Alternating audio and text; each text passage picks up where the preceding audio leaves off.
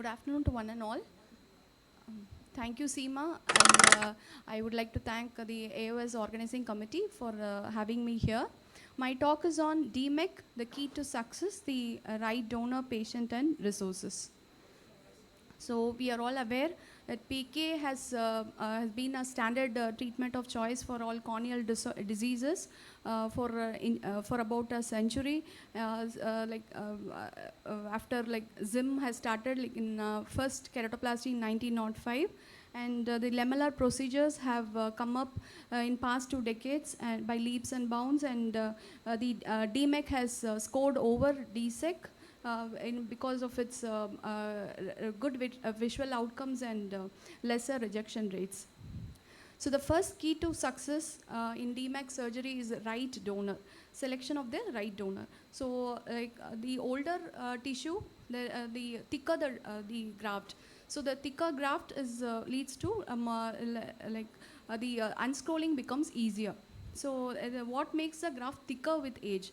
It's because of the deposition of the posterior non-banded layer, which makes the graft thicker with age. So this helps in easy unscrolling technique in anterior chamber. So during your initial period, you choose donor of age more than 50 or 60 years. And as time goes on, and if you get better, then you can you can include younger donors later.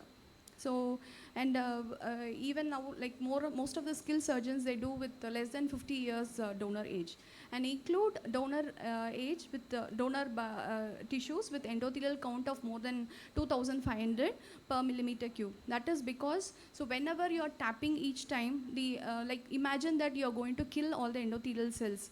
So, and whenever it comes in contact with the IOL or the other intraocular structures, iris, so you're going to kill the endothelial cells. So it is better that you have a good endothelial count from a good phakic and with good morphology eye. So next would be choosing a right patient. So as the Bhaskar sir has mentioned earlier, the ideal choice for a beginner is Fuchs endothelial dystrophy and a pseudophakic bullous keratopathy, and with a good visibility and intact iris and round pupil. And confident surgeon can perform in endothelial failure in post-PK, angle closure, and glaucoma drainage devices and trauma. And it needs little more skill in performing DMEC in iridoendothelial syndrome than doing a DSEC. And these are not right patients, at least in the beginning. So avoid doing in post-vitrectomized decompensated eyes, a phakic bullous keratopathy, patient who cannot lie down supine and with high risk of bleeding. Avoid deep anterior chambers, aphakic eyes, and post-filtering surgeries. So what are the right instruments? So choose your instruments which is good in your hands, that's all. So the rate limiting steps in DMEC could be separation of the DM from the donor, and then peeling of the DM, and the injection of the graft. So these are the rate limiting steps. So the instruments can be divided into donor and recipient related. The donor related instruments would be trifines. You require 3 trifines for this procedure, and DM elevators or graspers or strippers, and instruments for marking, and insertion tubes, cannulas, glides, or cartridges. So right sizing of the donor. Before doing a right sizing, you measure the white to white of the patient's cornea. So that will give you right choice of the punch to choose.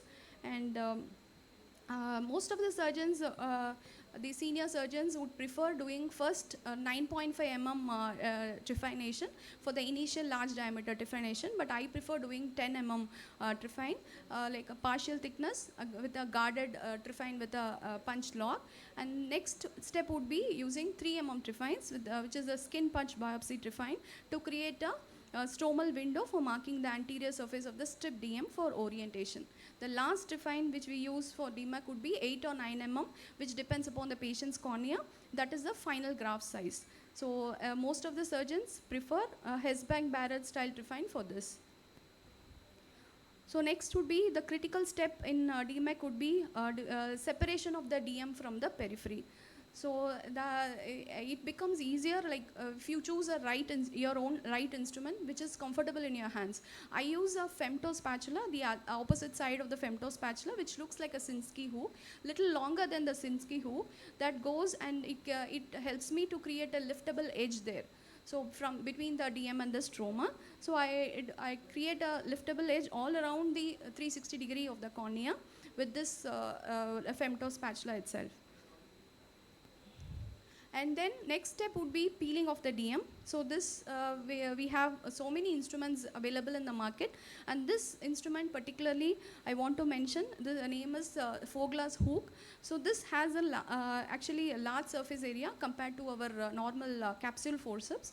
So and the curvature of the hook is also like in direction of the DM, so you can catch hold and steadily, and it is basically customized to peel the DM from the stroma after the separation. So I use basically this capsule forceps alone. The whatever may be the instrument, here the right technique is important. Like the peeling of the DM should be in an acute angle, and you have to make sure that the edges are not turned during the peeling of the DM, and make sure that the D sign is correct, that the horizontal sign is there. Next would be the marking of the DM, marking of the anterior stromal part of the DM. Sorry.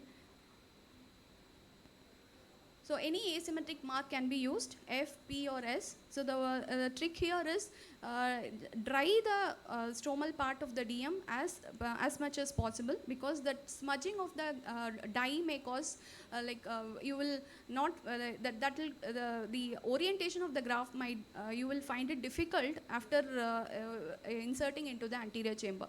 So to avoid that, dry the area as much as possible.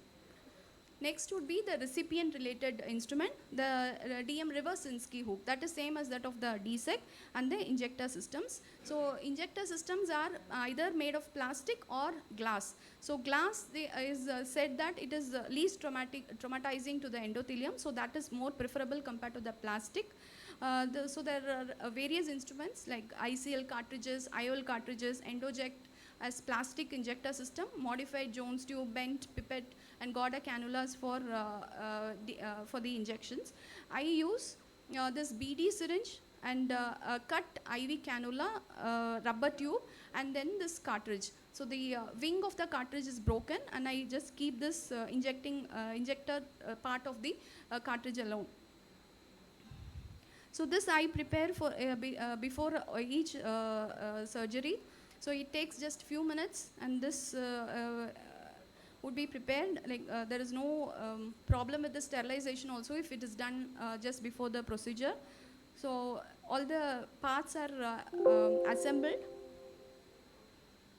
and it has been like quite easy. Like the stability is there with this instrument for me, and I prefer to do this in this way. So crucial steps in DMEC compared to that of the DSEC. The recipient preparation, the DM Rex should be made 0.5 mm more than that of the donor graft size, and you have to ensure complete removal of the DM remnants in this DMEC compared to DSEC, because to avoid post-operative graft detachments, and inferior PI is a must, and avoid a fibrin formation that also in post-operative period can pull the DM into the anterior chamber, so that will lead to a graft detachment. In donor preparation and the loading and the transferring, all this, it's little difficult, but can be mastered with the wet black practice, as Bhaskar sir has said already. And DM graft unfolding, it's the most difficult thing, because each tissue behaves differently. So it definitely requires some practice. An air injection, that has to be very careful. It has to be slow and steady when you inject the air, because it may lead to decentration intraoperatively. So immediate post-op care, that is also important. So key to success is choosing an older tissue at the beginning of the surgery, like for a beginner. Size it right, stain it, and create a liftable edge. Submerge and strip, punch and stain, inject the donor, stitch the wound, adjust the orientation, unfold and position. Thank you. Thank you very much, Dr. Anitha. Any questions from the audience regarding right resources? So Dr. Anitha, any suggestion from you as to one specific instrument if you think you should have in your DMEC kitty? Any suggestions? Like the injector system, like you teach all the your assisting sister how, like whatever the injector system you want it, so you train them first, so that the all the DMEC set everything, whatever instruments you are using for DMEC, you just keep it separately, don't use it and mix it with the cataract surgery, because that also will, the instruments can get worn out. Fair point. One more point. Basically, the glass injector gives you a very good idea about the orientation of the tissue before you're injecting it. So even though it is a little bit expensive, it's worth the money. Yes. Second is when you're injecting air and saline, you have to maintain separate cannulas and syringes for air and saline. Do not mix and match. That's the most important thing that you will need to tell your sister, to keep separate syringes. Invariably, when you want a single bubble, you'll get a fish egg, and vice versa. So, and that can significantly make a good surgery which was going on perfectly till that time go haywire, because the DMEC tissue would have got pushed to one side and then you're searching where the DMEC tissue is. Couldn't